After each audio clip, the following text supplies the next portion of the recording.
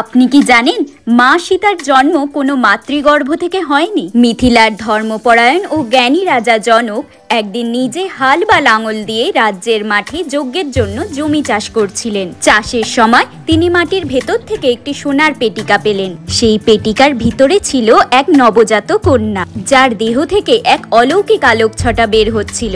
রাজা জনক বিস্মিত হলেন এবং মনে করলেন এই কন্যা নিশ্চয়ই ভূমিদেবীর কন্যা। তাই শিশুটির নাম রাখলেন সীতা, কারণ সীতা শব্দের অর্থ লাঙলের রেখা। সীতা কেবল ভূমিদেবীর কন্যাই নন, তিনি মা লক্ষ্মীর অবতার। ভগবান বিষ্ণু যখন রামচন্দ্র রূপে অবতীর্ণ হন, তখন তার সহধর্মিণী লক্ষ্মী সীতা রূপে পৃথিবীতে আগমন করে। তার আগমন ছিল অসুর শক্তির বিনাশ, সতীত্ব ও ধর্মের পুনঃপ্রতিষ্ঠা এবং নারী শক্তির মহিমা প্রচার করার জন্য।